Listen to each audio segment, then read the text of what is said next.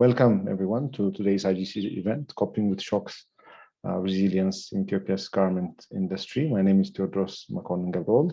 I'm a country economist at the IGC in Ethiopia. Before we get started, let's review a few housekeeping items. All attendees must be muted to minimize background noise. If you have a question during the presentation, please use the Q&A box, which you can access at the bottom of your screen. We're going to have a designated time at the end of each presentation to answer, to have a discussion. So if you type in your questions, then your questions will be answered then. Please make sure to include your full name and organization affiliation when you are asked questions. We will be recording today's session, and the video and audio recording will be available on the IGC's website after that. I would also like to point out that there will be a brief survey immediately following today's presentation at the end.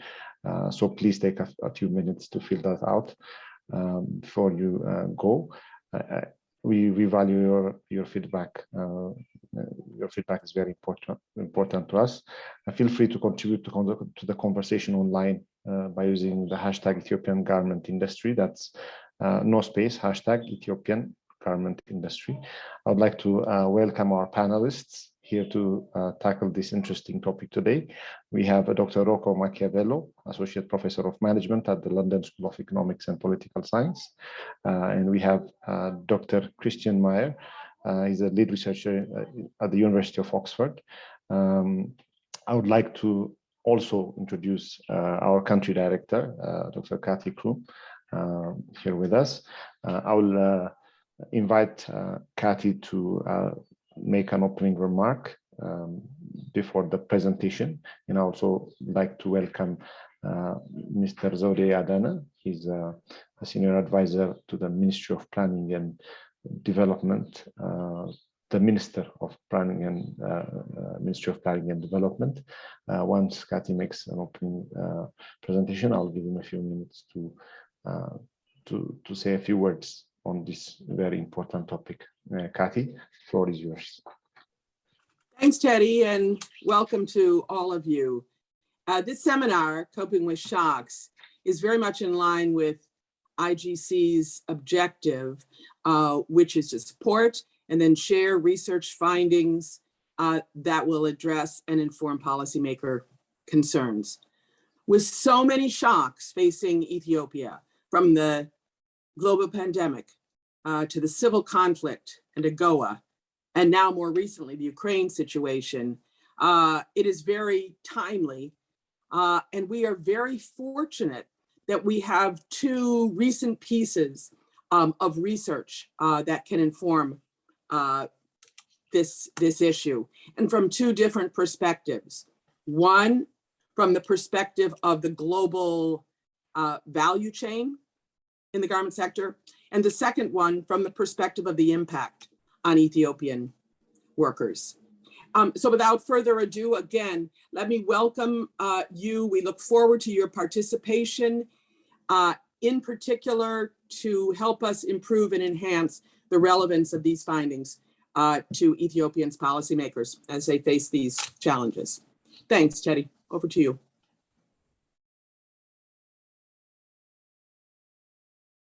Teddy, you're on mute. Oh, sorry. Thank you, Kathy, for that very nice welcoming remark. Let me, in order to save time, let me ask Mr. Zode Adana from the Ministry of Planning and Development to say a few words. If you can unmute yourself, Mr. Zode, you have the floor now.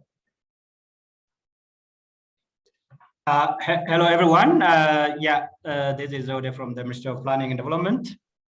From the topic, I can understand that this is a very interesting topic at the right time. We have been dealing with a lot of concurrent shocks very recently, and things of this kind have been accumulating over the past couple of years. And this is very relevant for policymakers, because this has come actually part of our daily policy discussions, talking about ways to deal with a lot of issues. And I hope the results of this study will inform policy making and decision making. And happy to listen to the presentation and discussions. Thank you very much, Mr. Zode. Then, without further ado, I think we should start the presentation. Let me introduce our first presenter, Dr. Rocco Macchiavello. He holds a PhD in economics from the London School of Economics, where he's currently an associate professor in management.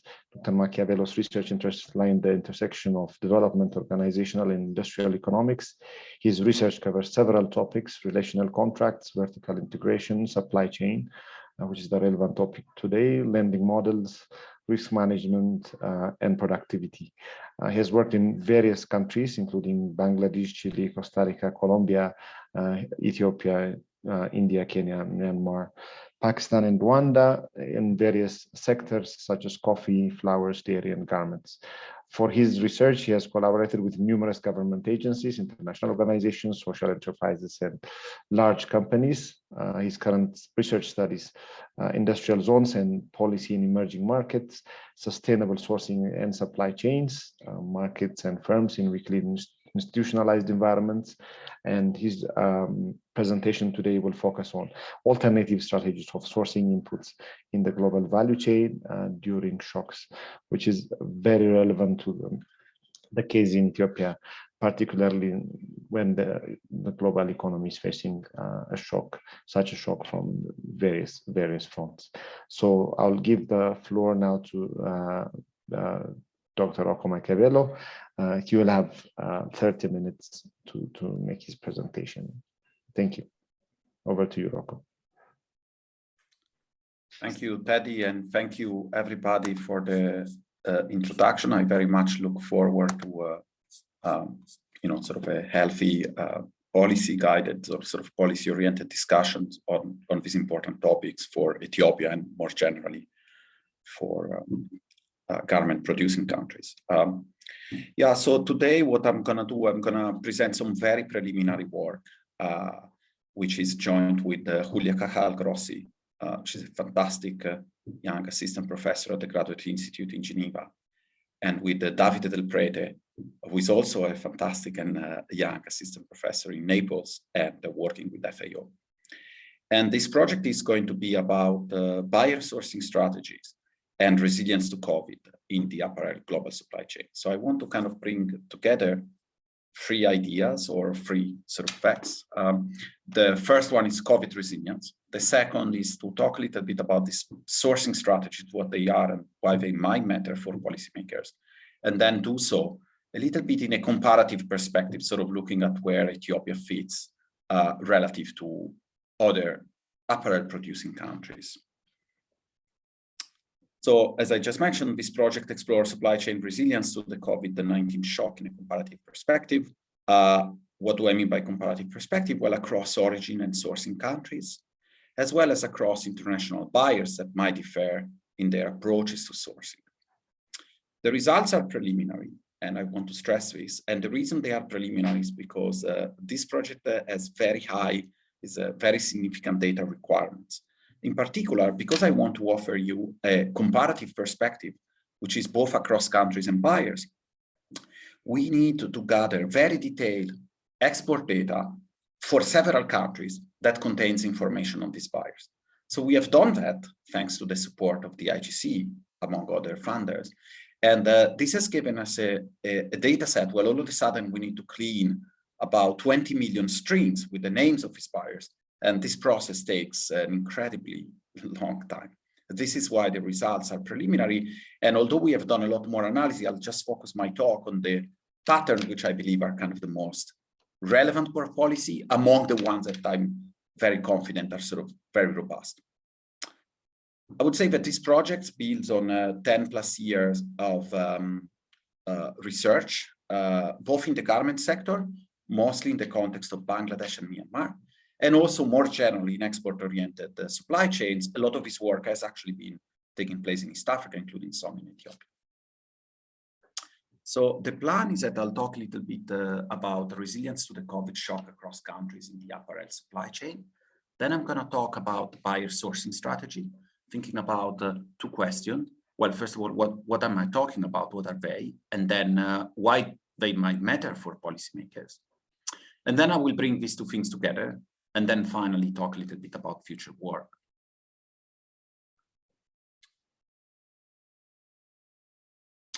So this is basically just the raw data from exports of apparel from a number of different developing countries that export apparel. In particular, in our samples, we have been trying to create a sample that was relevant for the countries that are a part of the International Growth Center, as well as other countries which we think are sort of relevant from a policy perspective because they might be a little bit more advanced on an upgrading path in the apparel sector. So it might be countries that Ethiopia, for instance, in particular, might want to look at when thinking about developing the apparel sector further. And so what are the sample of countries that we have? Of course, this was all done subject to data availability constraint. So alongside with Ethiopia, we can track the performance of the apparel sector, apparel exports in Pakistan, India, Bangladesh, Vietnam, and Indonesia. These, of course, represent about 40% of all exports of garments coming out of developing countries. The important countries that we are missing, if you like, are really, so of course there are new hubs. For instance, Myanmar a few years back was perceived to be maybe the main competitors to Ethiopia when people were looking at the sort of new hubs for sourcing garments that were sort of emerging. Myanmar and Ethiopia were kind of considered the two most promising ones. And of course, political uncertainty in Myanmar might have sort of slowed down a little bit progress in that sector, and data availability is not as good. So Myanmar is not included yet, though, I could talk a little bit about Myanmar as well. And then the other one important that is not included is is China. But China is a country where apparel needs to wind down because the salary and the living standards, if you like, on the coastal cities, which are the cities where most of the garment sector in China is located, have become so large that basically China is going to remain competitive in apparel only in very high-end and highly mechanized type of apparel export, which is not what is relevant for countries that are a little bit further behind in terms of the development of their apparel sector. And it is, of course, the importance of the apparel sector, as Christian will talk about in a second, is that, of course, it's very labor intensive. So when you're looking to create many and relatively good jobs in your economy, the manufacturing sector, garment or apparel is definitely the sector you want to look at. And so what do we see in this data when we compare the performance, if you like, during the COVID shock of Ethiopia relative to these other countries? So the left side, I'm going to use as measure of export, sort of the number of transactions. This is a little bit, I can say, cleaner, more precise, and kind of trying to get at values or volumes, but the results are identical if we were to look at values and volumes. So the left-hand side sort of plot the two curves. The gray curve is the export of garments in our sample, excluding Ethiopia, while the red curve is the export over time of garments in Ethiopia. And as you can see, when the COVID hit, of course, that was a big hit to exports that lasted for quite a few months. And however, the drop in Ethiopia is very similar to the drop that we observe in percentage term in the aggregate sample. Now, of course, the two axes are somewhat different because Ethiopia is a relatively small exporter in comparison to the other countries that we have in the sample, particularly Indonesia, Vietnam, and Bangladesh. The right figure basically replicate what I've just told you, but it does so country by country relative. So we normalize every country to 100. That's the kind of pre-period export of that country. And then we look at what happens to the exports in the different countries. And again, Ethiopia is in red. And as you can see, Ethiopia fares quite well. It's sort of in the middle. There are countries that have done much worse in terms of resilience to the COVID shock. But there are also some countries, Vietnam, Indonesia, that have done relatively even better, in fact. So our takeaway is that in the short run, the performance of Ethiopia is similar in terms of resilience to other producing countries at similar stages of development or slightly further ahead. At the same time, for the medium and longer run, there's a question of whether the shock has altered a growth trajectory that was taking place in Ethiopia garments relative to the other countries. You can see on the left-hand side that the red curve is sloping upward, very steep before the shock. So exports of Ethiopian apparel were growing very fast. And it's unclear whether that growth trajectory will be maintained in a post-COVID world. Now, of course, there's been other shock, including maybe, a domestic shock, if you like, as well as, of course, heightened uncertainty nowadays with the current events. So it might be that the future prospects for growth have sort of been not so much compromised by the COVID, but potentially by a combination of different shocks. That would remain to be seen.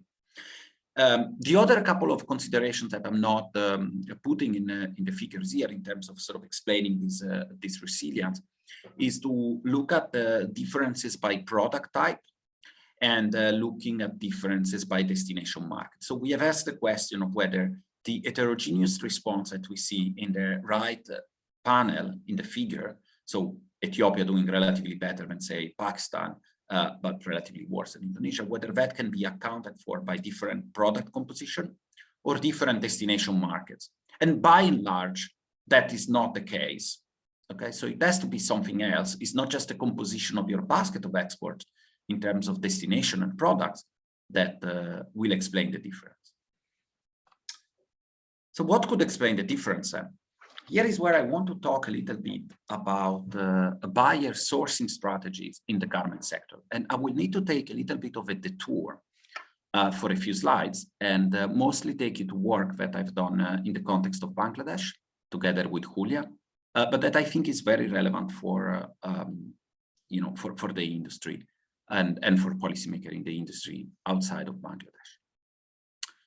So every company essentially has a sourcing strategy. Every company purchases inputs, and therefore it has a strategy on how to secure inputs.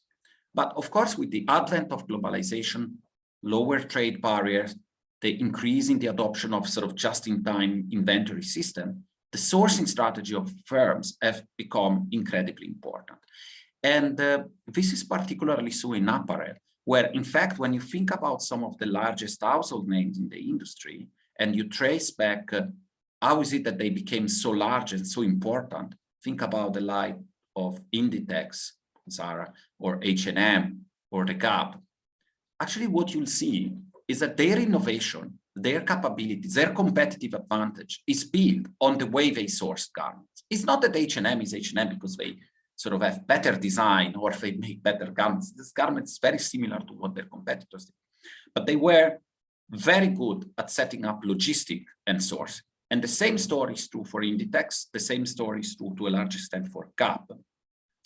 The same story is also true for companies that have a longer trajectory in the apparel sector. Think about VF, a very large and important conglomerates of the very well-known brands in the US, which tended to have in-house production capabilities. And then when trade costs fell and it became profitable to outsource production elsewhere, of course, what they shifted was from it being a manufacturing company to become a sourcing company and then kind of a retail company. So sourcing strategies are particularly important in general, but especially so in the garment sector. And roughly speaking, when you think about sourcing strategy, you can distinguish two models. The first model is what is often called the American model and what I will call the spot model. This is terminology that comes from studies in the auto industry, which is another industry, of course, where sourcing is very important. So in the American model, the buyer will essentially go for a competitive procurement model. It will place short-term orders and essentially solicit the suppliers to bid in order to fulfill the order.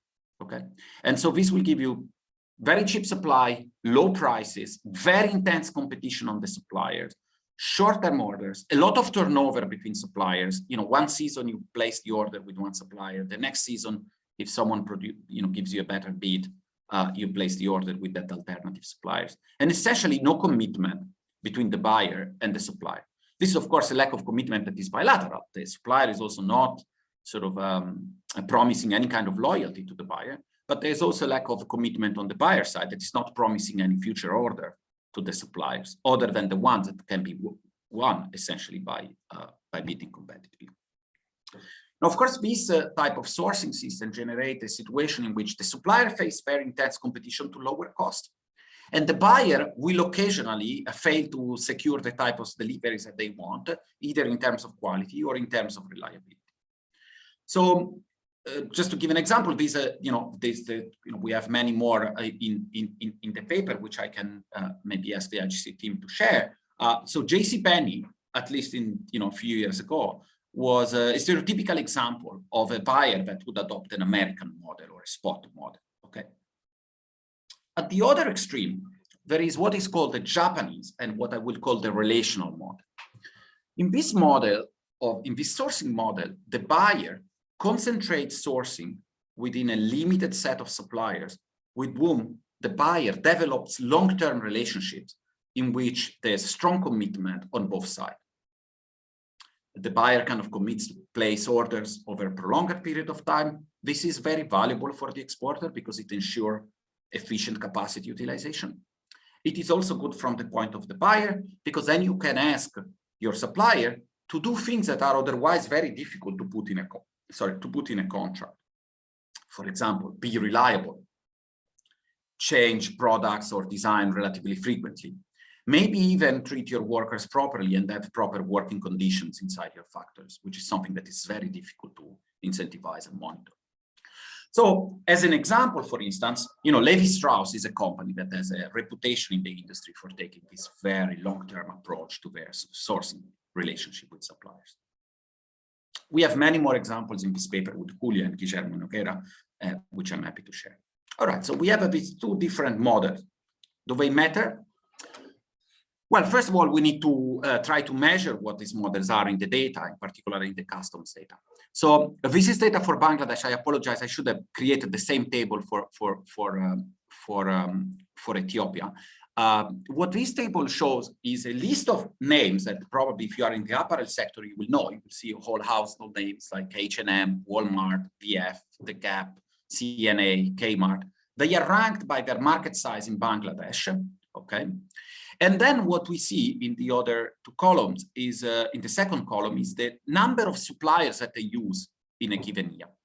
So if we go back to our examples before that I picked, which are Levi-Strauss and JCPenney, which are a little bit further down on the board, you see that they have a very similar market share. They source about 2% of garments, of the Bangladesh exported garments. But they have a very different approach. Levi-Strauss only uses 7 suppliers to source all their volumes in a typical year, while JCPenney will use 25 suppliers in order to source the same amount of volume. So this says that one way to proxy for how relational a buyer is really this, if you like, the number of suppliers per unit of volume sourced, okay? And this is essentially the measure that we're gonna use to proxy for relationality of a buyer in the data. When we think about the sourcing strategy, many important theories, including theories that have won the Nobel Prize to Oliver Williamson and in general have developed into a very prominent strand of work, suggest that the sourcing decision will be tailored to characteristics of the product. What is it that you need to source? For instance, if I'm an auto manufacturer, say GM, I have to source certain components that are very specialized and other instead that are not specialized or not customized. So typically I might want to choose relationship or even vertical integration for the customized component, but for more standard component, I will just use a spot sourcing system. So the characteristic of the product typically explain a lot of how sourcing is organized. Potentially the characteristic of the country as well. You could imagine that sourcing in a country with a very well-established export sector will lead to a different sourcing strategy than if you are sourcing in a country that is only recently becoming a hub. So this figure would suggest that the sourcing strategy of a buyer is largely driven by the context, by the product and the context in which sources is taking place.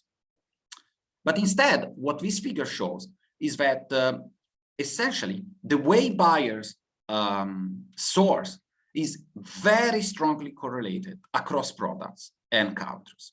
What I mean here is that if you look at H&M is a very relational buyer, regardless of where they source and regardless of the product that they source. So what the figure does is very small, but it's the general pattern that is important. It reports for each pair of countries in our sample, the correlation between the sourcing strategies across buyers and products in that country. And as you can see, all the correlations are positive, with the only exception of the left one, which is the last one, which is Vietnam and Ethiopia. Okay, and so indeed, most of the variation in the way buyers source across countries is explained by these buyer characteristics, if you like. So H&M, you can really think of H&M being a relational buyer, and maybe some other buyers not being a relational buyer. And this makes sense because,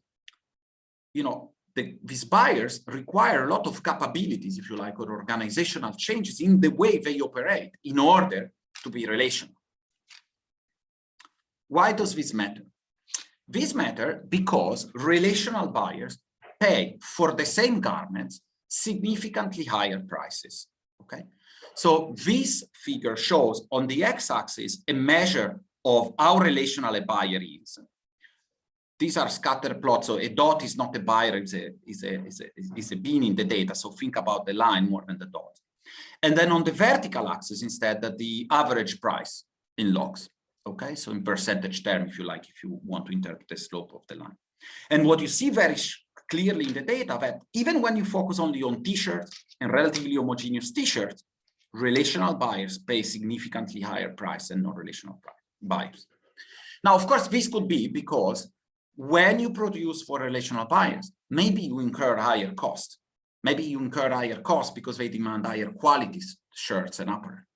But it turns out, and this is the reason why we do the analysis in Bangladesh, we have very precise information on the cost that the exporter incur to produce at the order level. So I can compare not just the price that the exporter earned on an order produced for H&M, as opposed to say Walmart, but I can also compare the cost incurred, but at least the variable cost incurred to produce that order. And we can then run a regression to ask whether these more relational buyers, they pay higher, they yield higher markups, higher margins for the exporter. And this figure, which is a little bit odd, report the results when you try to estimate this regression in about 500 different ways, okay? And pretty much regardless of how you kind of check that relationship in the data, the estimated coefficient is always positive. Relational buyers pay higher markups. In other words, the exporter earns higher margins on orders that they produce for relational buyers. Okay, so first of all, you can ask, well, why is that? Well, maybe this is because the relational buyers pay higher prices to ensure the reliable, flexible, and in some cases, responsible and clean supplies, okay? And these elements are all important for buyers, but they are very difficult to contract upon. So other than relationship termination, so, if the supplier, say, mistreat workers or doesn't deliver on time, there's not much that the buyer can do to punish that type of behavior. The only thing that the buyer can do is to interrupt sourcing from that supplier. But in order for this interruption of sourcing to have some sort of incentive value, it has to be the case that the supplier values that relationship. And one way to value that relationship is that if that relationship pays higher prices. So that means that from the point of view of suppliers and exporters in the apparel industry, the type of buyer that you can sell to, and in particular whether they are relational or not, is a very important dimension of upgrading. I'll come back to this issue and why it matters for Ethiopia. And then finally, there are sound theoretical arguments to think that from a policy perspective, a given country will tend to attract too few relational buyers relative to the social optimum. And here the analogy is essentially with think about these large buyers creating either normal jobs in which suppliers don't earn a lot of rents, or so-called good jobs in which supplier earn rents, your exporters earn rents. And in general, there would tend to be too few good jobs created by the market. So there might be a rationale for trying to attract specifically these relational buyers. But one might ask, but maybe there are downsides, because, and particularly at time of crisis. So one reason why a buyer might become relational is because they have inventory system, say just in time, that makes it very difficult for them to hold inventories. And if that's the case, when COVID hit, and the main way in which COVID hit in the industries, of course, is the fact that in the demand counter, in the downstream markets, there were lockdowns. And so garments sales precipitated and stores had to be closed. So if those buyers that are relational because they have certain inventory system that makes it very difficult for them to hold inventories during lockdowns, those buyers might be the one that pull out faster from the industry and that cancel orders. There were indeed in the press several examples of buyers that cancel orders, including orders that had already been produced for exporters, which is something that of course leads to very large losses to the exporter in an industry in which margins are not very large, and which could then potentially lead to the closure of plants.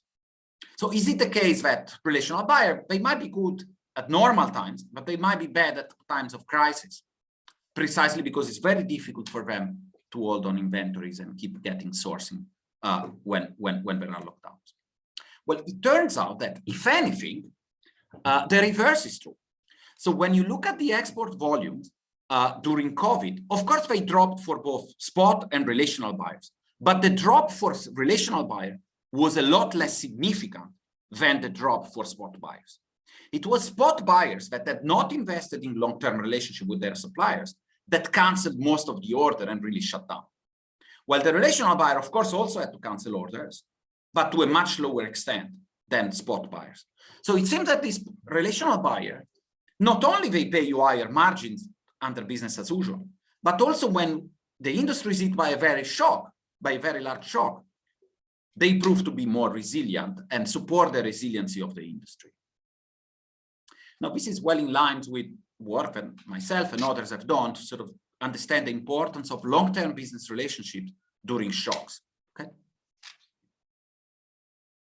Now, we can try to decompose this gap or see whether this gap in the drop in export during COVID between spot and relational buyers, whether, you know, that drop is heterogeneous across countries. If the difference is sizable, it's about 20% difference in volumes, okay? So the drop in volume is around 70% for spot buyers and is around 45% for relational buyers. However, if you look at this new table that has appeared on the left, what you notice is that the relative difference is very different across countries. It turns out that in Bangladesh, India, and Pakistan, this relational buyer didn't behave very differently from spot buyers. In Indonesia and Vietnam, they did, and in Ethiopia, they did. The difference is even larger in the behavior. So really, a big chunk of whatever resilience Ethiopia has had during COVID is down to these relational buyers, to the way these particular buyers behaved during the crisis. It turns out that if you look in the pre-COVID period, Ethiopia actually does quite well in terms of the mix of relational versus spot buyers it supplies. About 40% of the exports of Ethiopia go to relational buyers. We need to investigate better. We were expecting this to be a little bit lower. I suspect that this is the results of Ethiopia being very close to Europe, and some of the large European buyers, think about H&M that plays an important role in the industry, actually happen to be relational.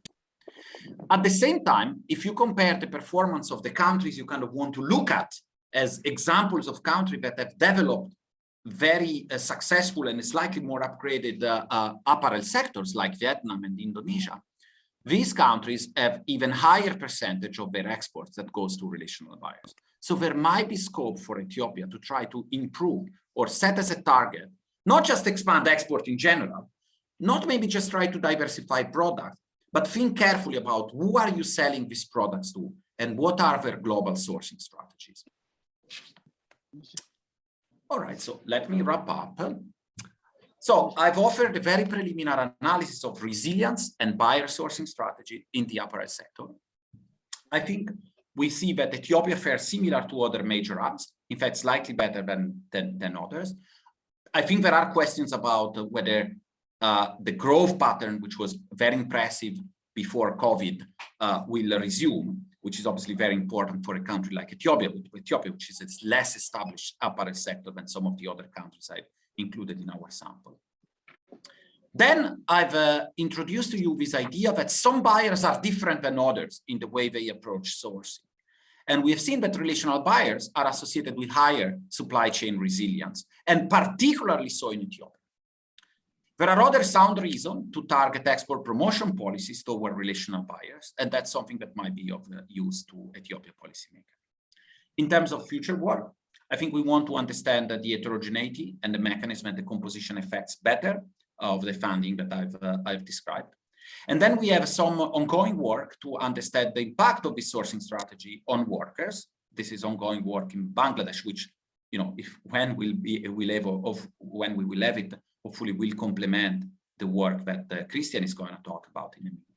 And then we have developed a global partnership with the Better Work, which is a very important upgrading program in the global apparel sector, which is led by the ILO and the IFC, and is also operating in Ethiopia.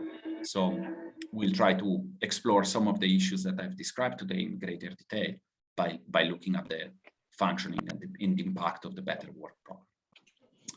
So let me wrap up here and then return the screen and the microphone to Teddy and then presumably to Christian. I look forward to a discussion, questions, and so forth. Thank you very much, Rocco. And that was very, very interesting.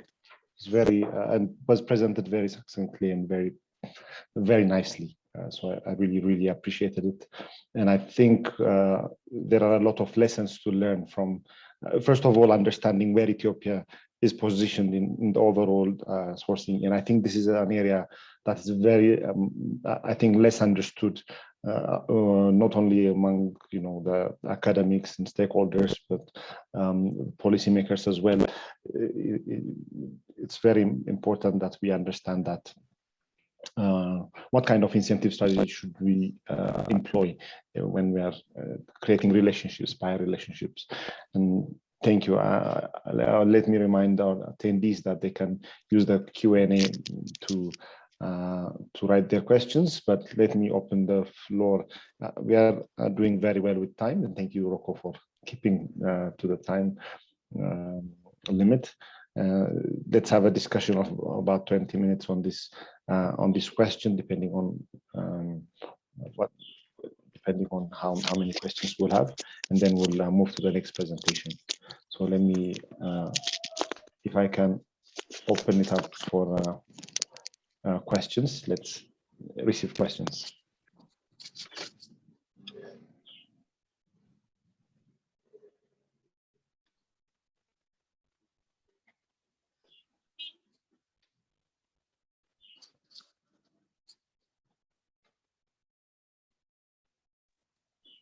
Teddy, Yes. While others are thinking, may I abuse my position and ask something? Yes, Kari, please.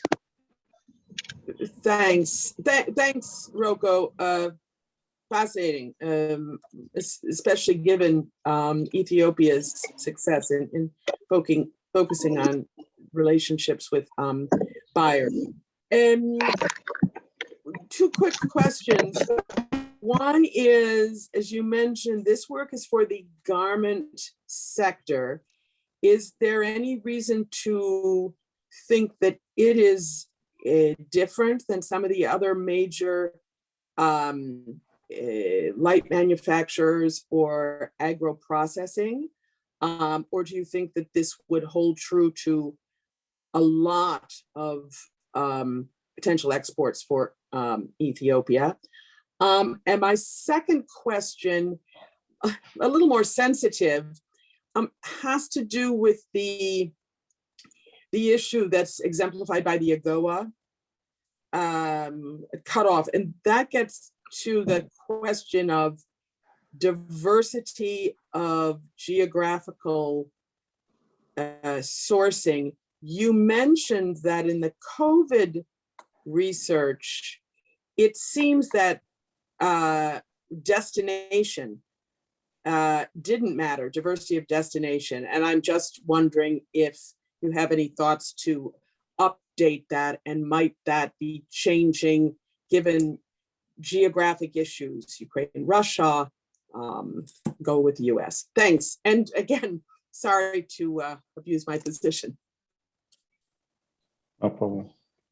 Thank you so much. These are both great questions. One in which I think I feel very comfortable speculating about. The first one, the second a bit less. So with regard to the first question, this has been my agenda. I strongly believe that what we are saying here is very relevant in many other sectors. So take the example of coffee.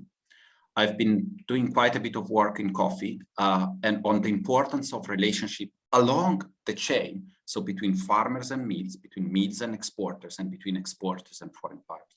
I think the best example that I can think of is the Nespresso AAA program.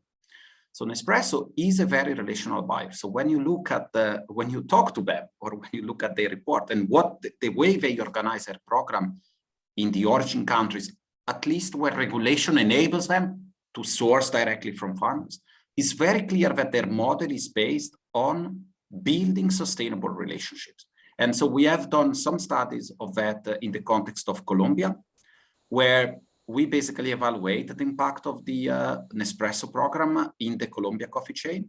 And it is a transformative impact. It literally doubled the share of high quality coffee that Colombia as a whole, which is the largest exporter of mild Arabicas in the world, export to the rest of the world. So it was a transformative program. And the way to think about the program is about relationship. There are countless other examples. Of course, I don't have data for, I share this example because I have very detailed data for that example. But, you know, you mentioned light manufacturing, you mentioned the auto system. There's more qualitative evidence on auto cars, but the entire ideas of looking at sourcing system came when all of a sudden the American companies discovered that they were at a disadvantage relative to the Japanese. And in fact, even Japanese that transplanted production plants in the US were performing better than the American plants. So that led to people questioning even, you know, the GM, the Ford, the Chrysler of the day, say, why is it that Toyota is so much better? And a lot had to do with the way Toyota approaches relationships, both within the firm, but also with their suppliers. So I really do believe that the kind of stuff I've talked about today in apparel are relevant for coffee, for light manufacturing, for agribusiness in general. Now, with your second question, well, this is where I need to speculate a bit more. So yeah, it looks like the destination country is, it doesn't play a huge role, or the type of product you're doing don't play a huge role in driving these effects. In other words, these effects are quite robust, heterogeneity, you know, even when you control for the fact that we are exporting to the same country. This could be because in apparel, actually, the vast majority of garments gets exported either in Europe or in the US. So it could be that there is relatively little diversification to begin with, and that in terms of product, it's not so easy to diversify either for a specific manufacturer.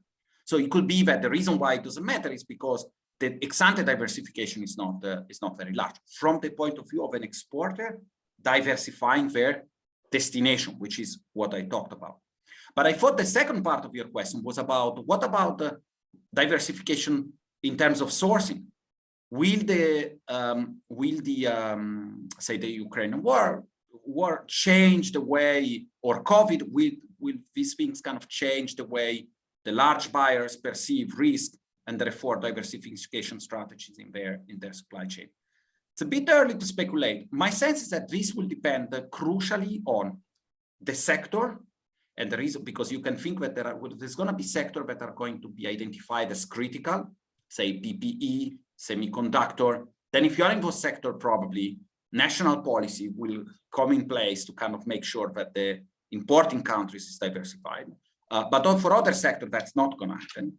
And then I think it also depends a little bit on what are the potential sources of diversification. I think for Ethiopia, when you think specifically about the war in Ukraine, let's look at why is it that Ukraine is important? Well, they are important because they export grain.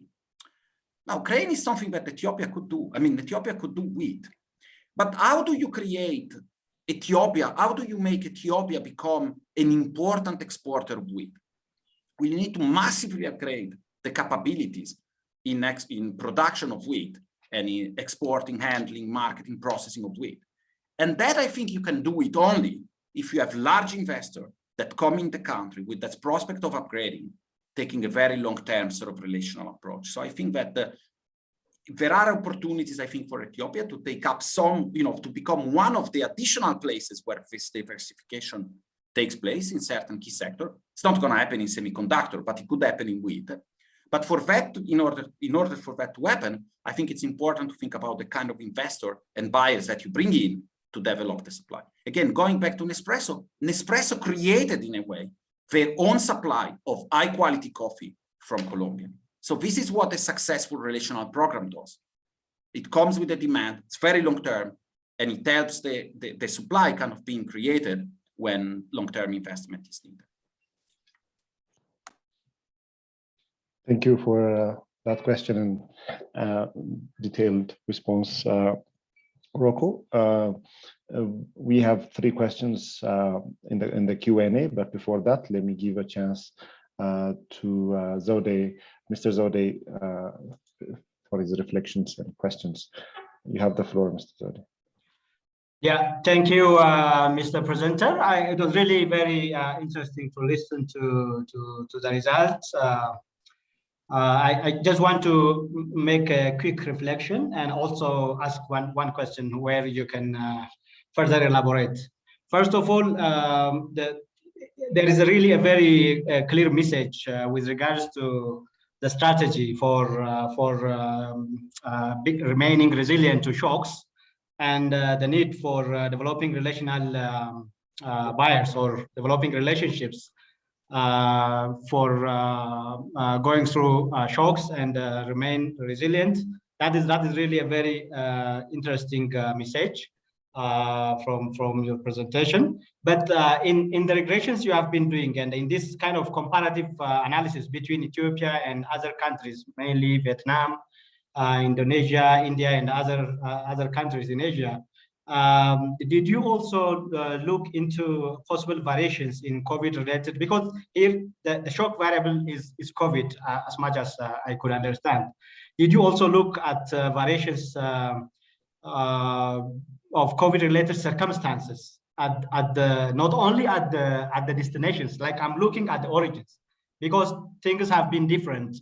The intensity of COVID effect and the response strategies were different at the origins, and that might have also led to such differences because Ethiopia was not really for a longer period affected domestically, and exports in general have improved even for the year before compared to the year before COVID. So maybe the circumstances at the origin have also played a role. Maybe you can reflect on that.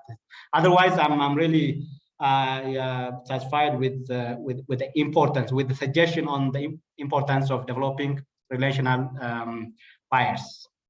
Thank you. Back to you. Thank you. No, very thank much. you. This is a great question. Oh, sorry, I was answering. Sorry. No, I was going to say, if it's not too much for you, shall I read out the questions in the Q&A so that you can answer them together? Okay. Okay.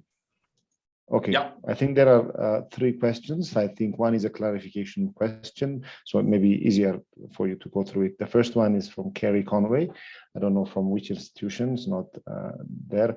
Please, it says, the question is, please, could you clarify for me the info that was in your table 2 on buyers concentration and sourcing? What does it mean to have a lower score in the price column? Does it mean lower prices? Also on the sellers per year average, my understanding is that firms source from a much larger number of factories than listed. Could you clarify what is meant by that column? Is the first question. The second question is from Catherine Dom from Mokoro Limited. I may have missed it and apologies. And the question is, I may have missed it and apologies if so, but how do you explain the difference in buyers' behavior between Ethiopia and example Bangladesh? And do you have insights on differences in behaviors depending on the nature of the shocks, that is global versus local in suppliers country, for instance?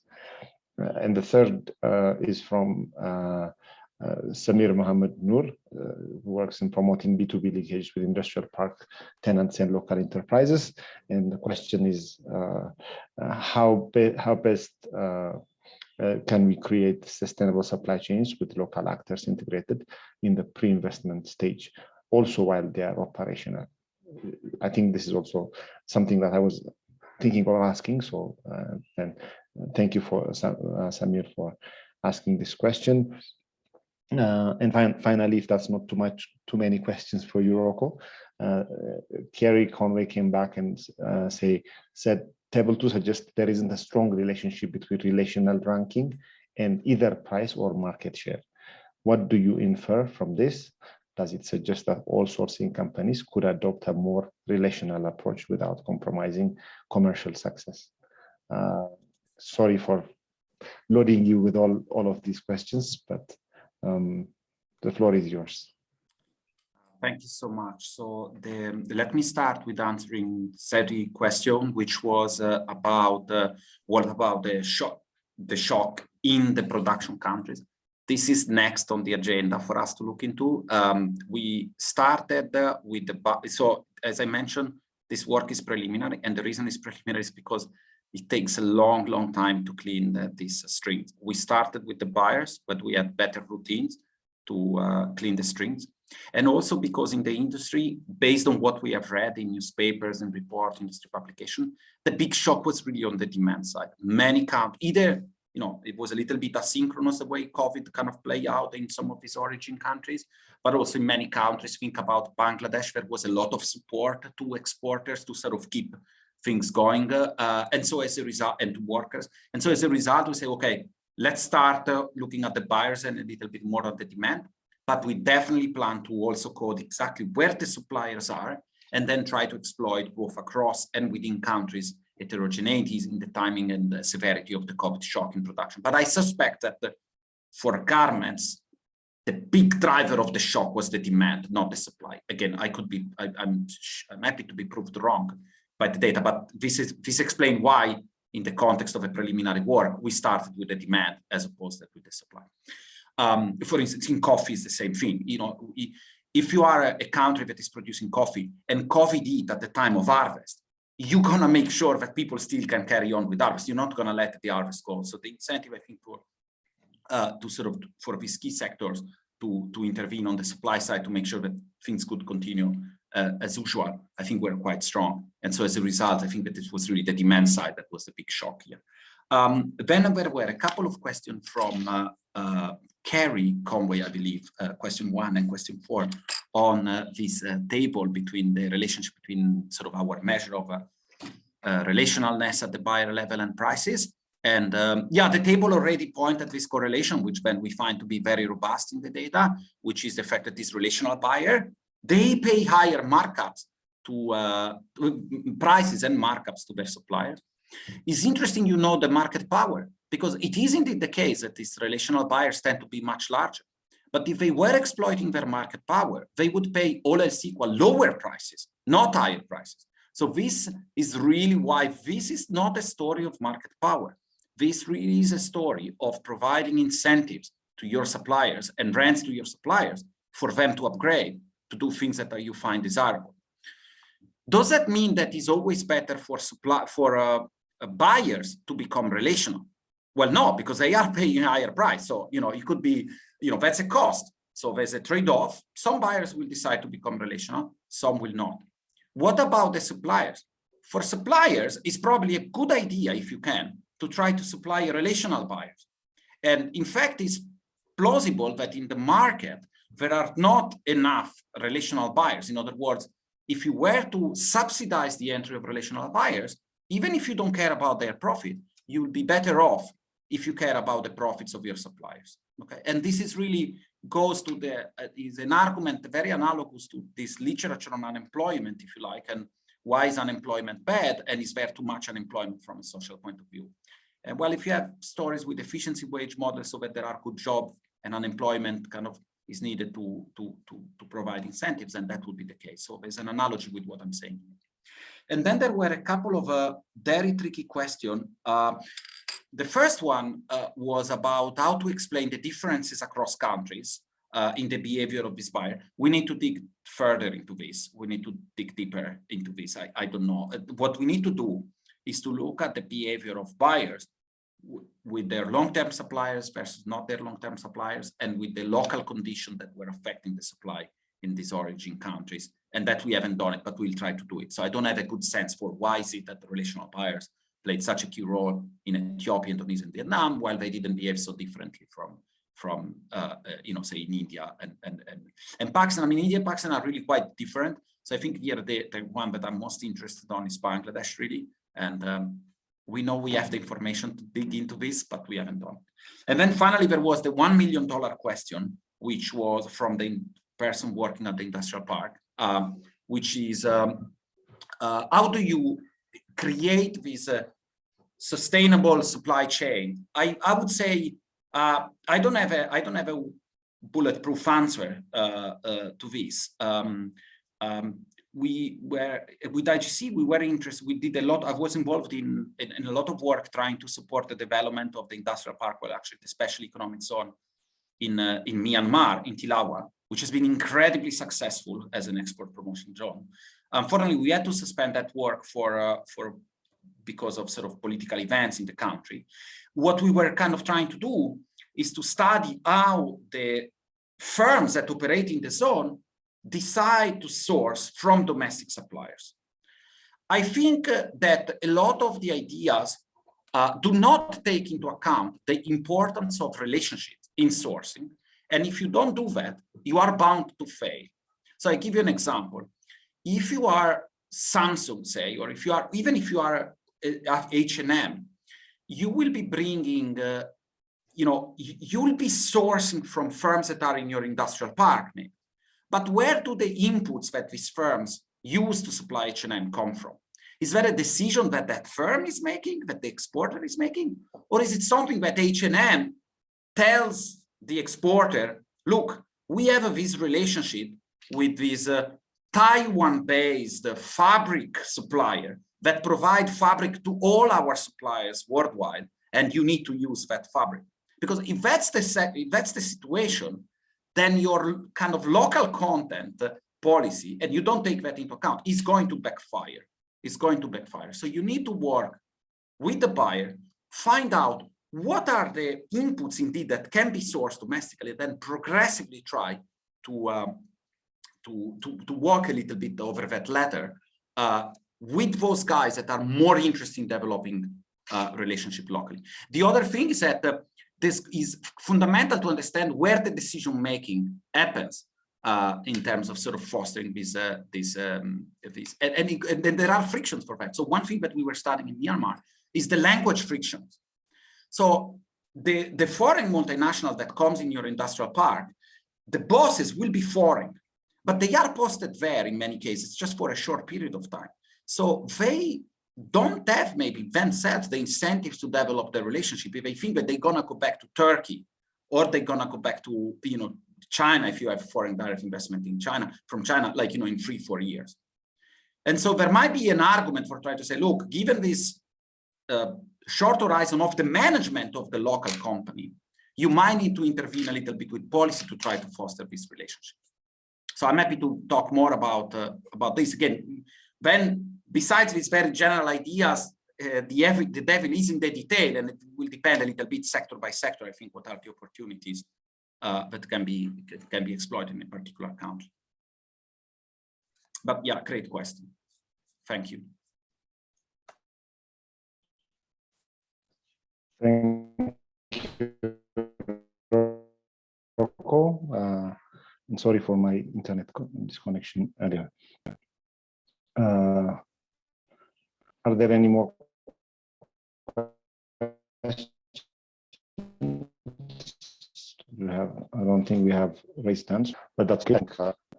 If there are questions, we'll come back in the next discussion session, but let's go to the next presentation if we can. Let me introduce Dr. Christian Meyer, who's also good. Dr. Christian Meyer is a lead researcher at the Oxford University Martin program on the future of development in the University of Oxford. Dr. Meyer's research interest lies in the intersection of development, labor, and behavioral economics. Most of his work uses laboratory and field experiments and close cooperation with partner organizations combined with original data collection. Before joining Oxford Martin School, Dr. Meyer was a postdoctoral Prize Research Fellow at Nuffield College and the Department of Economics at the University of Oxford. And prior to joining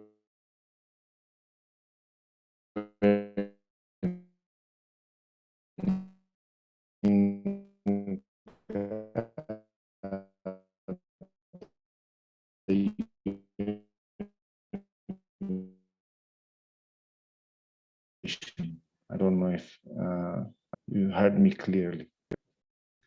No, but it wasn't particularly relevant anyway. You said my name and most of the relevant details. So this was fantastic. Thanks, Teddy. Should I just take over from here? Yes, please. Okay, wonderful, wonderful. Okay, let me share my screen. Okay, and set the time. I think you can all see my slides. Thanks so much, Teddy, for the nice, generous introduction to the IGC team, Katie, everyone else in Ethiopia and in London for putting this together. Very timely, very interesting. And I am so excited to see this work by Rocco, which I hadn't seen before, because this is a much better way of using some of the data that we have also looked at. And gives me the beautiful answer to many seminar questions about the sourcing strategies of garment firms in Ethiopia, which I had no idea about. So I will now just point everyone to Rocco, and then he needs to field all of these questions. This is work that is, I think, really highly complementary to Rocco and co-authors' work. It's called The Impact of Firm Downsizing on Workers, Evidence from Ethiopia's Ready-Made Garment Industry. This is one of the many papers that has been coming out of this work that I've been doing together mostly with my dear friend and colleague Morgan Hardy at NYU Abu Dhabi. In this particular project, we've also worked together with Gisela Kagi at Vassar College, Ayoel Demeke at the International Finance Corporation, Mark Witte at ISA Institute of Labor in Bonn. And this is generously funded by the IGC and by many other friends in this space. I'm gonna try to be quick on some of the more sort of technical bits and focus the discussion on some of the more policy relevant insights here. But you should, of course, ask questions and nudge me to specific issues if you're interested in this. I don't need much of an introduction here, but we know that in low-income countries where informal and self-employment is prevalent, formal wage employment is often seen as very desirable because of its transformative effects. And as a result, jobs in global value chains are often a policy priority. In Ethiopia, the work by Dr. Akebe, Okobai, seen as widely desirable by the World Bank, by many other development partners. And there's sort of mixed evidence of the impacts of expanding such low skill wage employment opportunities in the ready-made garment industry specifically on sort of worker welfare. There's some positive evidence from Rachel Heath and Mushfiq Mubarak in Bangladesh, maybe the most well-known, on delayed marriage and childbirth, some other positive bits and pieces, some interesting sort of seminal negative impacts by Dave Atkin and Mexican maquiladoras on decreased educational attainment. And then Morgan and I also have ongoing work that focuses a little bit more broadly on the household and the community, the households and the communities of RMG workers in Ethiopia. In this paper, we sort of turn this around, this literature around a little bit, and we focus not on what happens when these opportunities expand, but what happens when these opportunities contract, using the example of COVID-19 in Ethiopia. We work in Hawassa Industrial Park. The audience is very familiar with the Ethiopian context, so I will not need to go much into this. But exactly as Rocco said, we have our separate paper on this, and I have some additional work at the World Bank on this, that this was purely, at this point in early spring 2020, purely a demand shock, almost no supply shock whatsoever. There was a little bit of a health shock that developed arguably in parts of Ethiopia later that year, but for the purposes of this context here, we should think of this as mostly a demand shock. What we do in the paper is we use a combination of survey and admin data that covers the period prior to, during, and then following this initial spring 2020 COVID-19 shock. And what we do is we combine admin data, which is exactly the same admin data that Rocco and team have, except for we only use it for Ethiopia. Combine that with a matched employee-employer survey on the workers and the firms in Hawassa Industrial Park. And as I said, what this paper does is it provides descriptive, non-causal evidence of employment and welfare outcomes of these workers. What we find is that this displacement that happens is focused mostly is concentrated in new hires. Many of them tend to be recent rural urban migrants. Interestingly, we find that the negative welfare outcomes do not appear to be driven significantly by employment status. And overall, what we're doing here with this descriptive piece is we're hoping to, despite the fact that these are, endogenous descriptive findings, we hope to sketch out a couple of patterns and sort of broader trends that we think can inform social protection policy in a context like this. Because this is an industry that is widely seen as promoting employment, jobs, especially for female job seekers, because of the properties of these jobs, because of the fact that most of the people who are hired in this industry are women. And so we find it kind of jarring that when this industry is seen as such a important driver of formal employment and formal female employment in low and middle income countries, that the social protection angle of this industry, given its shock exposure, is quite underdeveloped. And so this is sort of the main intention of the paper.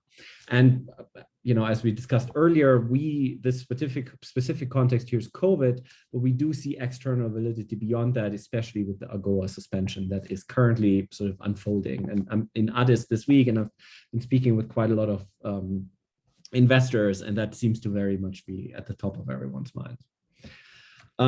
Again, I'm also going to be very brief with the context because this is an Ethiopia audience here. You know much better, much more about this context than I do, but as you know, Ethiopia has pushed a very, very ambitious government-led agenda on labor-intensive manufacturing in the RMG industry. These jobs, as Rocco alluded to, are often a stepping stone into wage employment for low-skilled workers. In this particular context here, as in other contexts around the world, these are permanent, salaried, full-time positions with formal contracts. The workers are predominantly very young. They're largely female, largely unmarried. Many of them are recent rural urban migrants. In our sample, we use a proxy to get at that, and we think it's slightly more than a third who are recent rural urban migrants. And these workers are highly vulnerable to shocks for many reasons, and we can talk more about the social protection system that makes them susceptible to this, but also because the wages are close to subsistence. As I said, Ethiopia's RMG industry, and as Rocco alluded to, has been heavily affected by COVID-19, not quite as heavily affected as other contexts, as we've just seen. And this was mostly a demand shock. Morgan and I called this the market reach of the pandemic, with very limited government support and an initial ban on firing workers, which, and for the context of this paper, we're not going to go into more detailed employment status, although we know this for each worker, what they're up to, but we're just going to differentiate between folks that are in employment and folks that are not. As I said, we study firms in Hawassa Industrial Park, the flagship of the government, about 30,000 workers pre-crisis. could scale in theory to up to 60,000 workers, 25 firms, heterogeneous products, destination markets, and in our data we see roughly 40% drop in average sales in the spring of 2020, which actually lines up quite nicely. I was very, very happy to see that this number is not entirely crazy looking at what Rocco just presented. I should also say, because this is a question that keeps coming up, the Tigray context and the AGOA suspension are at the top of everyone's minds. Our context has not been immediately impacted by this. Tigray started in November 2020 and sort of deteriorated over the next year, which then led to AGOA being suspended in late 2021, 2020, early 2022. So what we're seeing here is arguably not a direct result of those two shocks. Very briefly, a little bit about the data. As I said, we match administrative data on the customs from the Customs Authority, which is exactly the same data that Rocco uses, with a matched employer data set, which we designed, and survey, which we designed and fielded. The bulk of our analysis here comes from this panel survey of garment workers. We have 3 rounds. Roughly 1,900 individuals, largely female. You see here, I don't know if you can actually see my cursor. You see, okay, here. You see here in this timeline that there are actually 4 blocks, not 3 blocks, even though there are only 3 waves of the data collection. And that is just testament to the very, very difficult context in which we fielded this survey on the phone, but also in a difficult and sort of somewhat sensitive political context. And then we match it with our firm survey, where we have a hit early on in the pandemic and a hit later on in the recovery phase. The phone survey is a representative panel, which we draw from an electronic personnel database covering the universe of all workers. Teddy knows this database extremely well because IGC was involved in our team providing early support to the development partners and the government setting up this database. We have very detailed data on each new worker entering the park and their firm, but we don't have reliable data on exits because the firms don't report exits in a reliable way. What we do here is essentially then we say, look, everyone who's working as of January 2020 and reachable via phone and start of data collection is in our sample. So in some sense, you should think of us tracking this cohort of worker, this 1,900 people cohort of workers over time.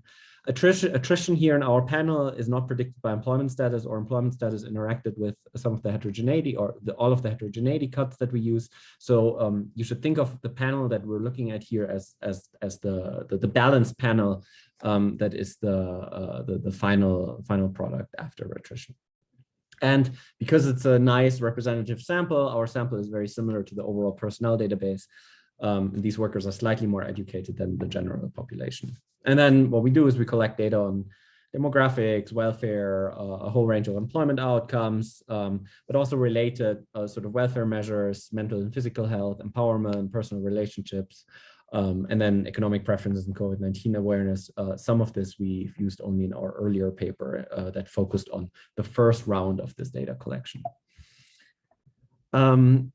Briefly about the other 2 data sources here that we use. The employer data comes from an employer panel data that we designed and collected. We reach almost all the firms in Hawassa Industrial Park. This actually reaches we surveyed all firms across all industrial parks in all of Ethiopia, but here we're only using the Hawassa sample, where we get pretty detailed data on firm characteristics, actual and expected sales, production, employment, turnover expectations pre-crisis.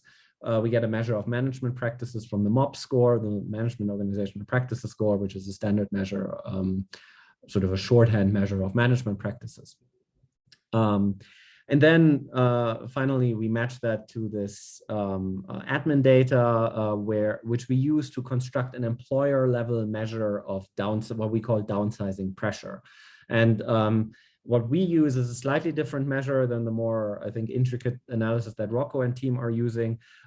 We do a riff on this Hummels et al. AR paper, which constructs what they call a measure of world import demand, where we construct a weighted average of that it reflects sort of the exposure on each firm to this global demand shock, essentially, where for each employer exporting products to a specific market, we look at the basket of goods that they're exporting, and then we look at the global export, the global import demand from all other countries in that product basket, from all countries minus Ethiopia.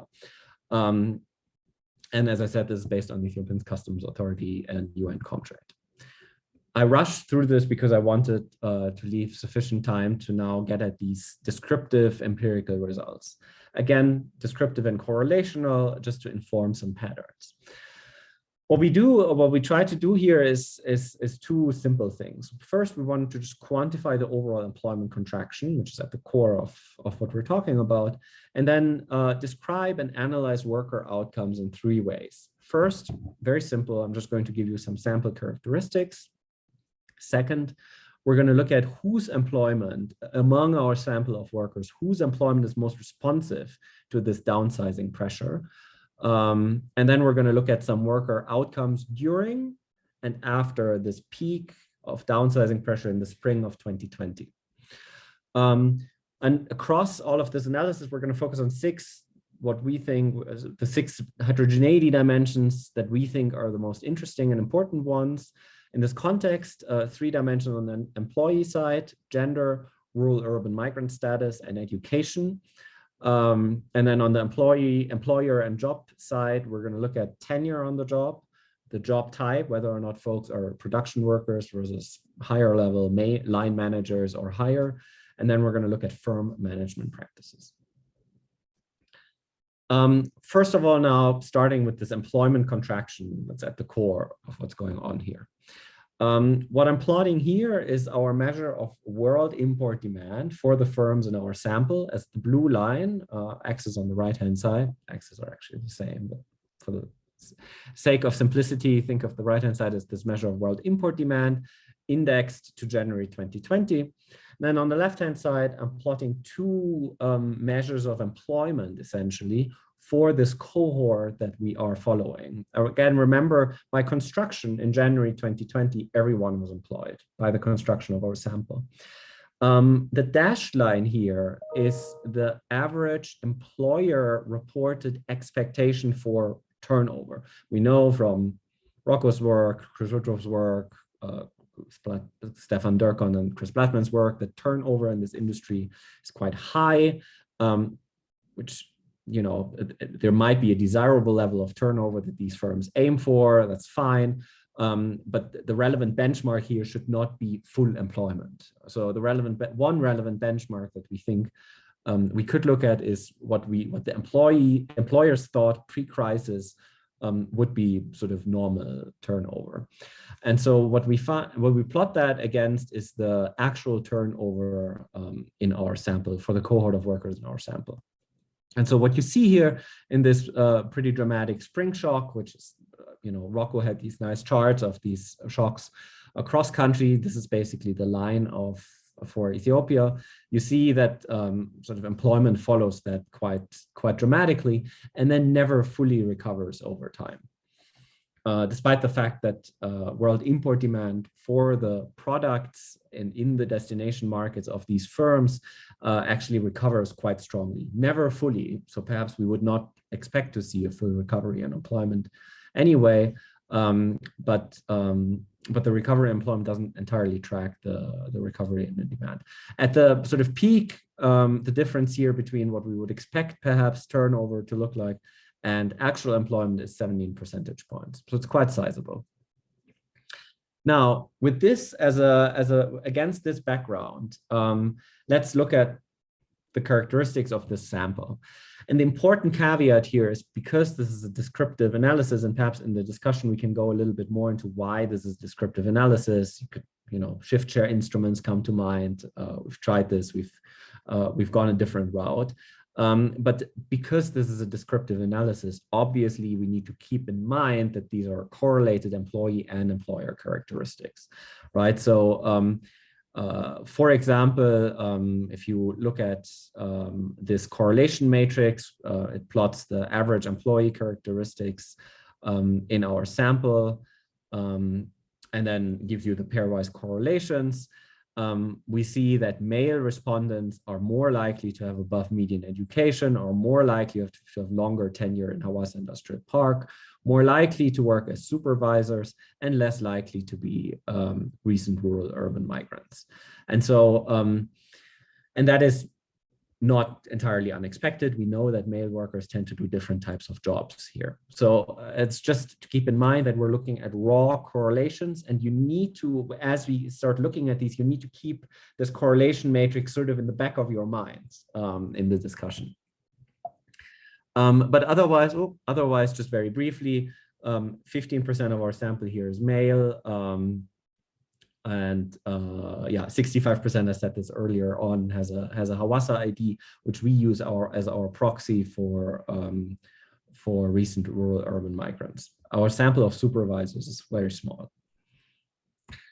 Now, going into sort of the first set of results, first set of descriptive results. What we do here in a graphical way is we try to answer the question of whose employment is most responsive to the downsizing pressure in these firms. And again, we're going to look at these 6 dimensions that I just mentioned to you, and a couple of things that I want to highlight here. First of all, I think maybe the most striking one is this tenure heterogeneity, where we see that for those workers that are employed less than 1 year, lower tenure, they dramatically lose their employment. So what seems to be going on, which is also not entirely unexpected if we think of how these firms might operate, how these firms might hire, is a sort of very strong sense of last in, first out, which again, thinking about how these firms also build human capital over time is not entirely surprising. Looking a little bit, and it's worth noting that this never recovers over the course of our sample. Looking at a job type, it's also not necessarily super surprising that line workers are more likely to lose their employment than supervisors. It's also persistent over time. Worker education, and again, you need to keep sort of these correlations at the back of your hand. Actually, it seems to be that lower educated workers seem to fare better. And that, you know, again, there's a correlation between who's the manager, who's better educated, who might stay. But that sort of, I think, then is aligned with what I pointed out earlier. And then quite interestingly, if you look at firm management, what we see here, and we can talk a little bit more about this in the discussion perhaps. I don't think I have the chart that gives more details here, but what we see in our sample in a quite pronounced way is that better managed firms respond much quicker by putting workers on paid leave in this specific context. And they also recover more quickly by bringing people back from paid leave. But interestingly, over time, across the whole period of the sample that we cover here, there are no persistent differences between better or worse managed firms. But this initial crisis response, where better managed firms think of protecting jobs and protecting human capital and putting people on paid leave, is a really fascinating and pretty stark one that we could go into more detail in the discussion. I should also say, I have time, so I'll briefly click on this. These employment differences that we've looked at here now in these heterogeneity dimensions are not driven by differential downsizing pressure. You could argue that what's sitting underneath here is that there's a correlation between, say, some firms that are less affected by downsizing pressure having, a different type of workforce composition. and thus perhaps downsizing pressure being different across these firms driving some of these results. And that is largely not the case, except for some of the gender results, which there doesn't seem to be much going on anyway. But that does speak a little bit to some of the causality. I just gave this paper in another seminar last week, and people were asking, well, you say that this is all descriptive, but maybe you can speak a little bit more to the causality that's going on here. And so I think Morgan and I would argue that while we wouldn't say that there are clean mechanisms here that allow us to differentiate what's going on, say, in firms that have different management practices, but there is clear causality here in the shock, in this downsizing pressure that leads to some of these employment impacts. So that is, I think, that is true regardless. Going forward, then, thinking a little bit more about this other question of worker welfare outcomes. So we know that workers have been affected. Different workers have been affected in different ways. Let's look at what happens to worker outcomes.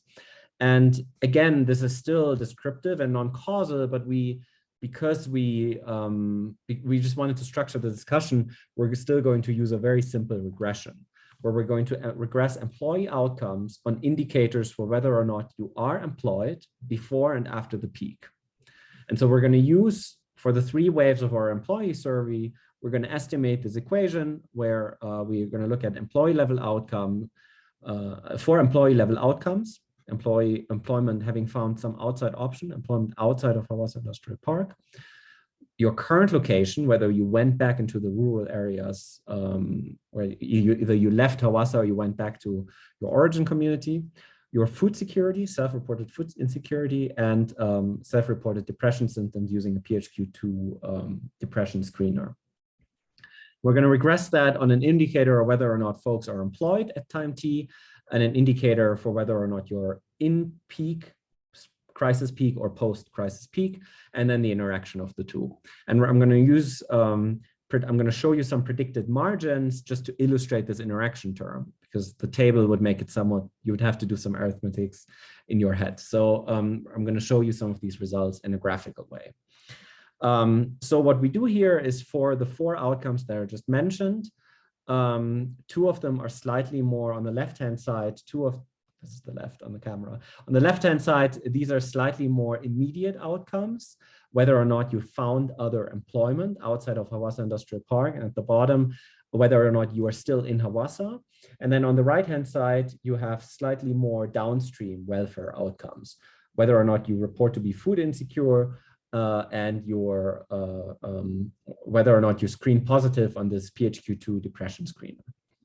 And what I do here, as I said, is I'm giving you the margins, predicted margins from this very simple OLS regression with this interaction term. And I'm going to vary 2 things, whether or not you're in employment or not in employment, and whether or not you're at peak of this shock in the spring of 2020 or post peak of the shock.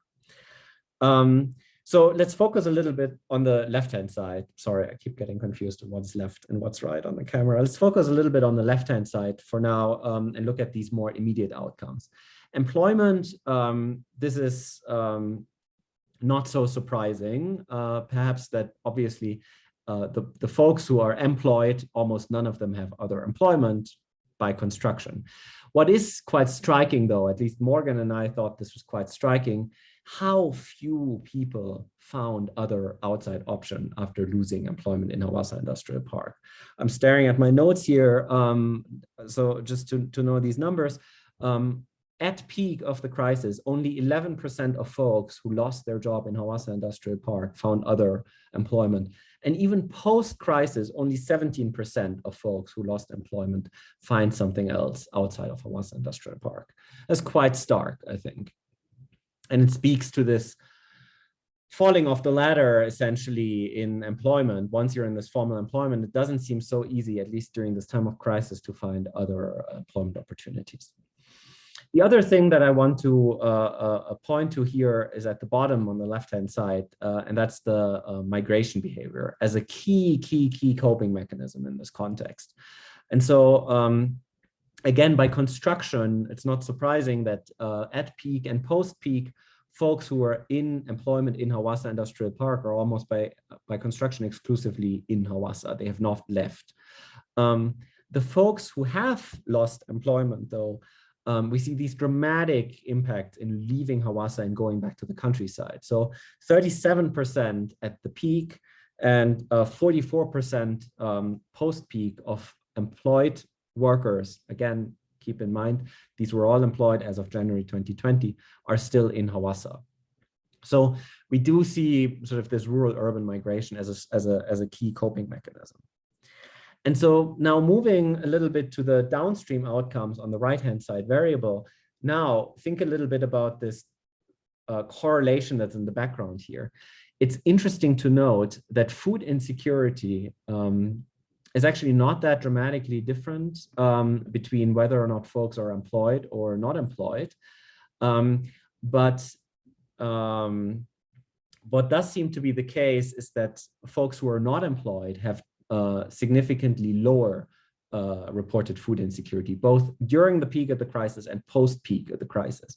And what's going on here is that folks leave rural areas and leave urban areas, move to rural areas where food insecurity is much lower.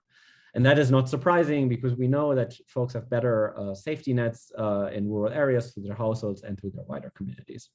Finally, looking at depression symptoms on the bottom right-hand side,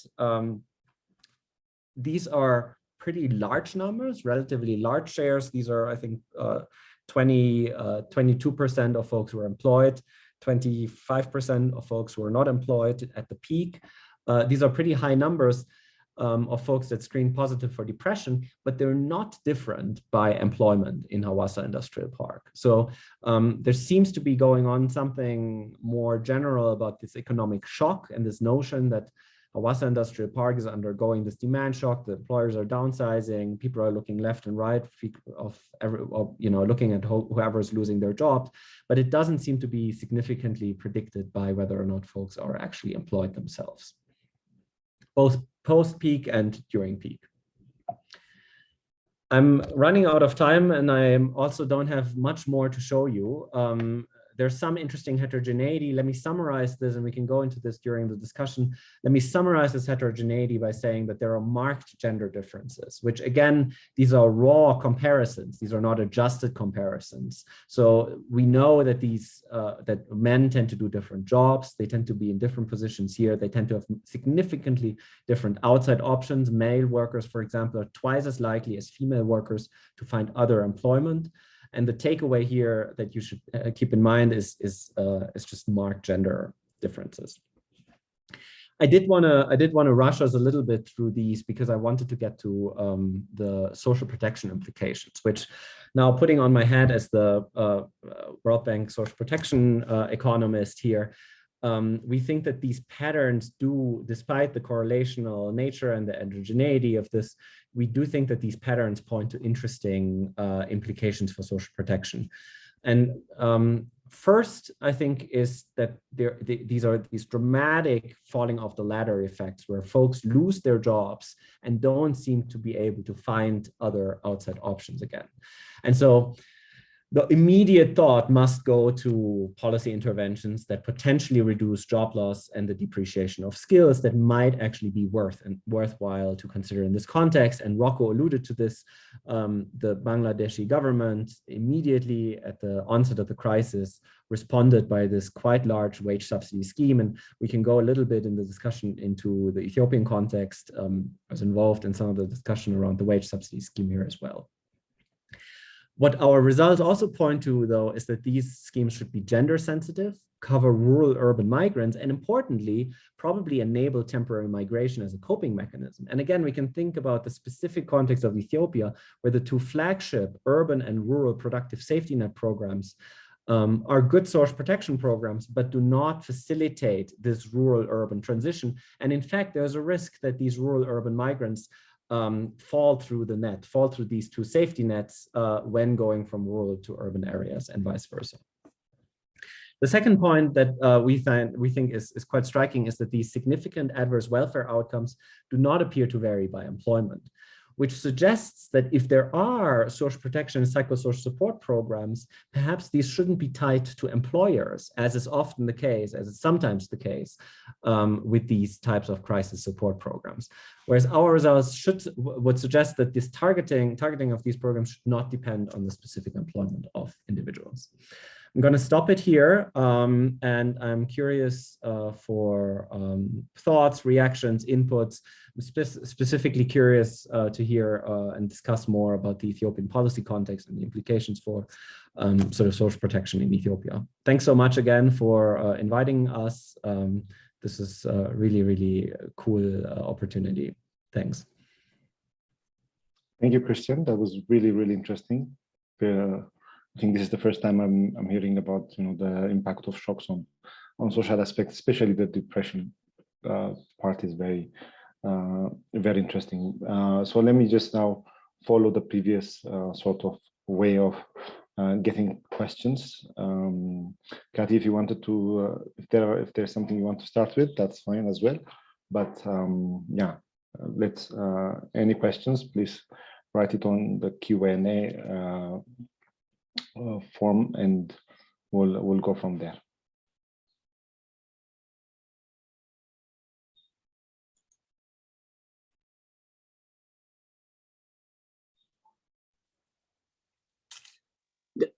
Again, if you don't mind, let me kick off.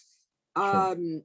Obviously, I just want to note that it is fantastic that government policymakers have been able to benefit from having panel data survey in place to allow this type of analysis and informing social protection policy, as well as labor market policy.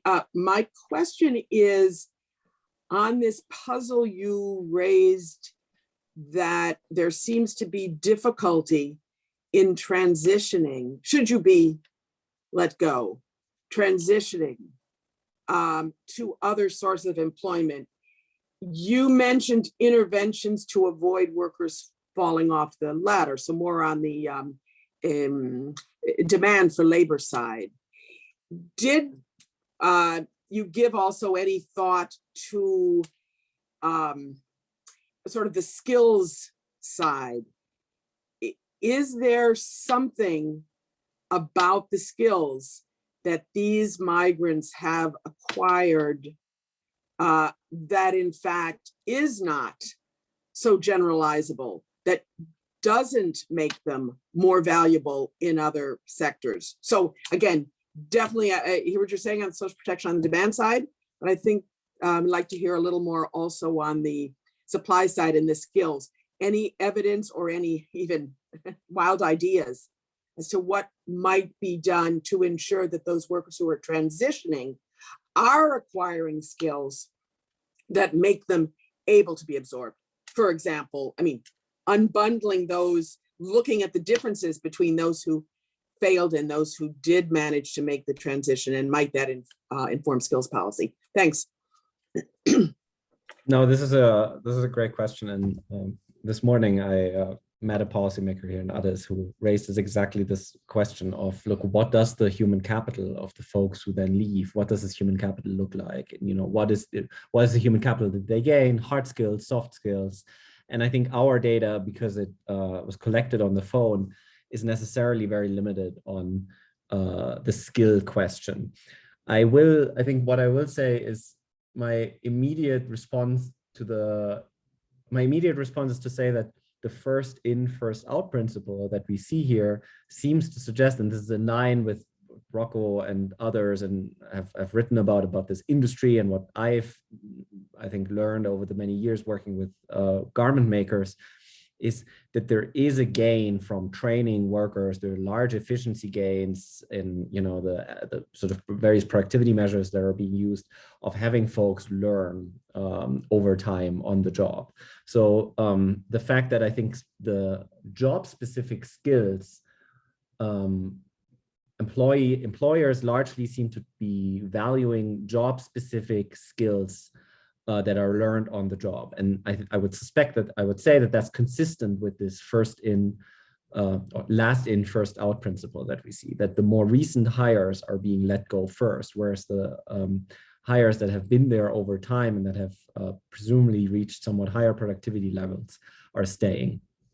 I think that would be my one response to this. My second response is that our data on the specific outside options, I didn't give it to you here because I think it is probably not granular enough on the specific other jobs that people tend to find.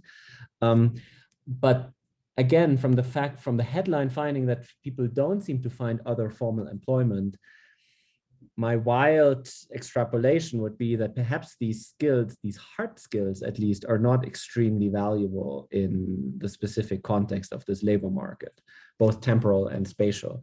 I think some folks tend to move between factories, but in this broad environment of a general shock to the park, it seems that these hard skills are not particularly valued in the rest of the labor market. But this is pure speculation.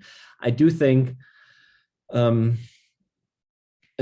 sort of a logical follow-on, especially in light of the AGOA employment losses that might still come, question mark, we might worry about those, would be on this question of, well, for folks that are leaving these jobs, what are the skills that they have taken with them and that they can use in the labor market? And I think more careful work on that doesn't rely on phone-based measures, but that actually sits down with folks to get good in-person measures of hard skills, soft skills, specifically related to this labor market, I think would be very, very valuable.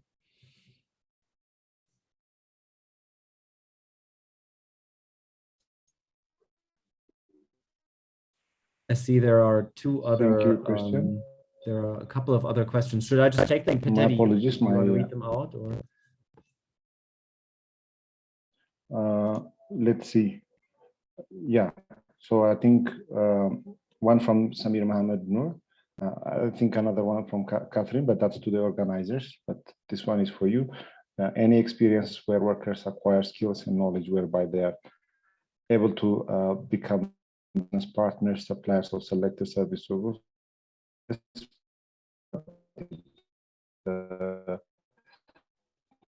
Factories do different to attain this result, or what kind of capacity building initiatives are the question. Yeah, I think this is a great question, which resonates with a conversation that I had this morning on anecdotal evidence. So I think the quick answer is our data of 1,900 workers is probably not going to be able to speak to this. In this specific context, we would need longer term data to see if any of these dropouts actually do turn into business partners, suppliers. And I think we would probably need a much larger sample that is focused on specifically business activities of folks that leave the park. Again, I think going back to my earlier point in response to Kathy's question, I think more work on the dropouts and careful measurement of what these folks are doing would be extremely valuable, I think. Anecdotally, in a few conversations that I think I've had over the last months and over the last days, is that there are some bits and pieces of effort where workers, line managers, production workers, line managers have left the park and have set up limited local enterprises, some of which I think are also trying to engage with the industrial park, but I think it's quite limited. And it would probably, as I said, require a lot of data to pick up anything because it is so limited. But it's a great question, and it's a very important question. Thank you, Christian. Are there any other? I see there's another question from Lisuma. Okay, please go ahead and answer. If you can read it out and answer. That's of course. This is Dr. Bilisuma Dito from Maastricht University, who says, "Thank you, Christian, for a very relevant topic. What do you think is the reason that employment have not recovered while demand has? Your first graph. Clarification, why do we see negative correlation between being male? Sorry, these are two different questions. So the first question is, what do you think is the reason that employment has not recovered while demand has? My first graph. My response would be that even demand has not fully recovered, and I think I wouldn't claim to know the exact mapping of employment to demand, and there are time lags, and so I don't think, given that also demand hasn't fully recovered, there's some slack there, there are delay, there are lags in the response, especially as Rocco pointed to these relational contracts. Some of these contracts might adjust more quickly than others. I wouldn't suspect that employment would fully recover even if demand fully recovers. Also, keep in mind in this first graph, this is a cohort, right? We're only looking at one cohort of workers, and we don't actually in this graph plot new employment.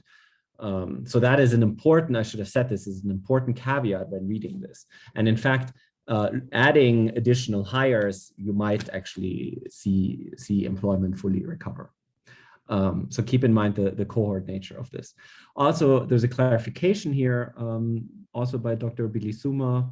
Why do we see a negative correlation between being male and better management in our first correlation table? What does better management capture?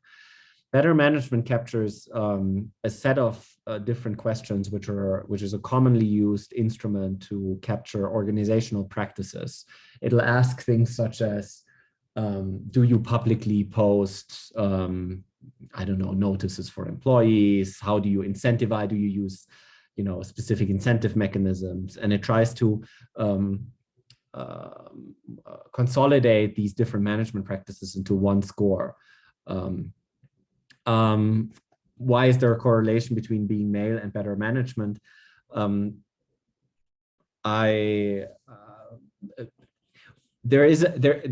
Male workers tend to do different jobs, and so I think there is a complex set of underlying correlations here that I probably wouldn't want to give too much causal interpretation to.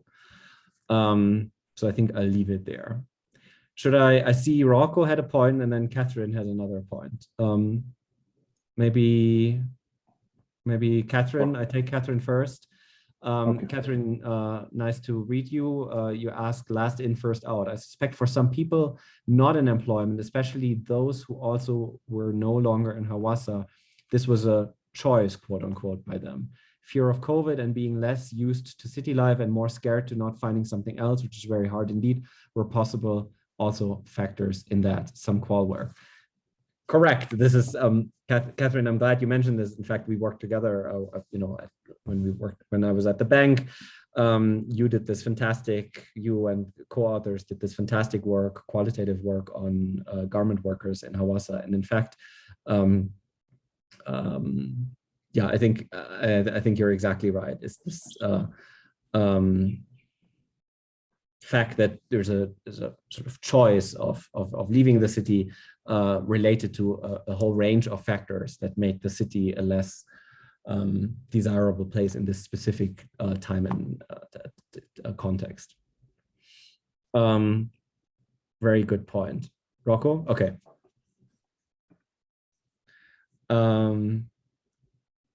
Good. And do I see any other questions? No, I don't think so. Any other thoughts, reactions, comments?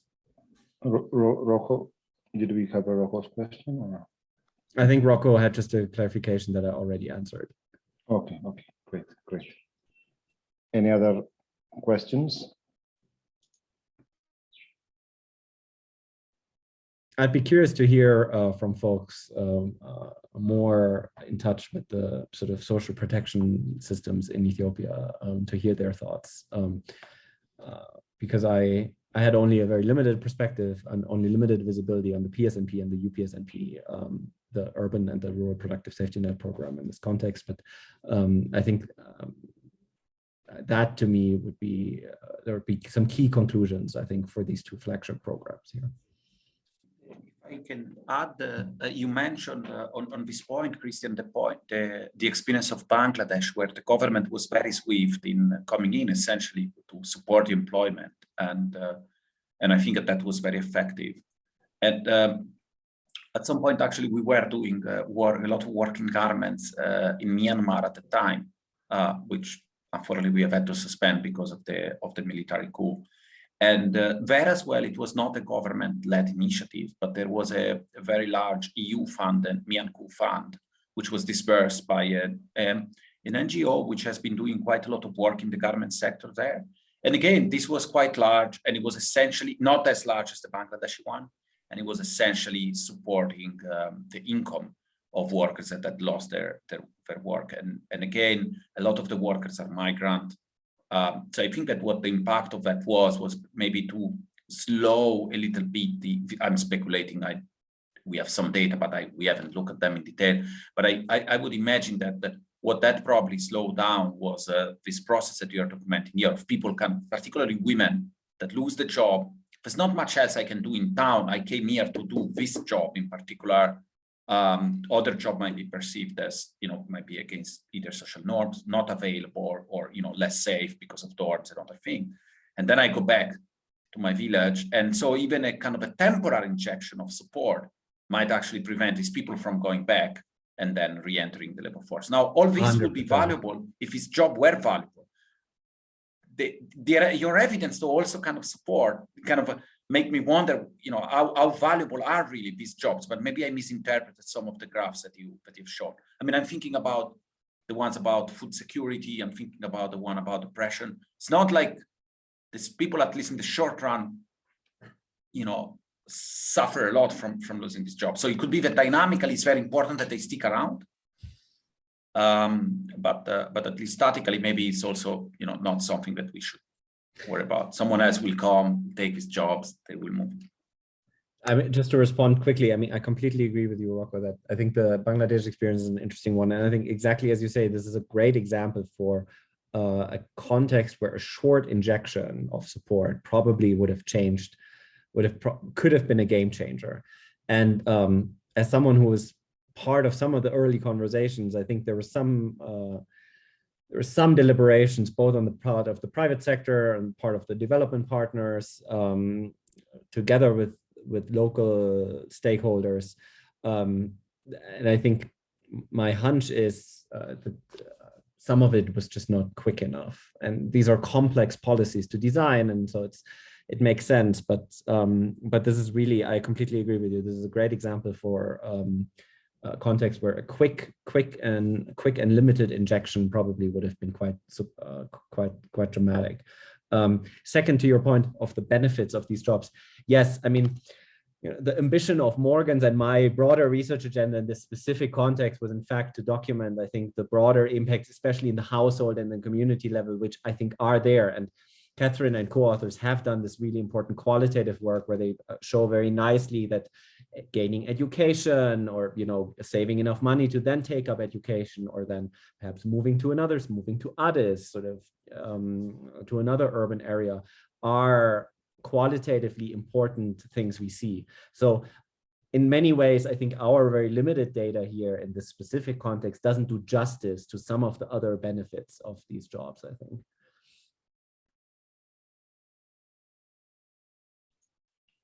Very, very interesting discussion.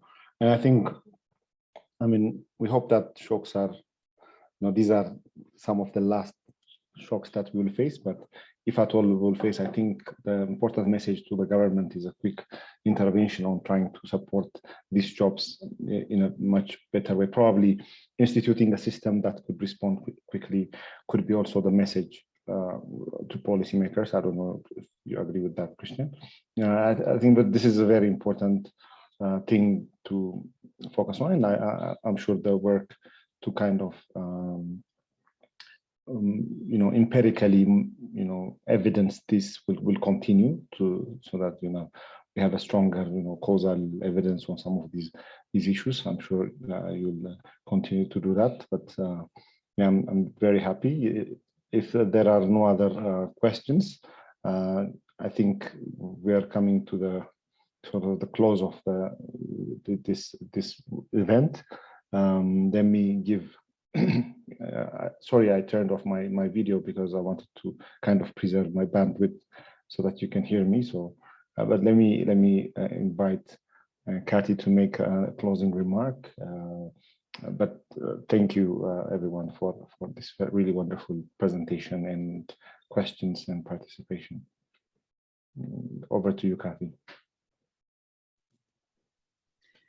Thanks. And again, thank you, presenters, for very provocative discussion, and participants for insightful questions. Can't do justice, but let me make a few points, including looking forward to what it means for future work. So the whole issue on how to maintain the growth trajectory and buyers sourcing strategy.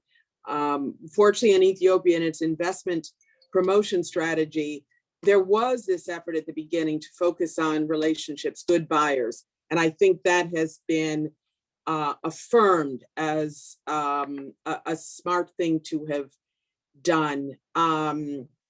Both, as you said, both because of the premium being higher, but also evidence that they didn't pull out as much in a crisis. So then this leads to next set of questions.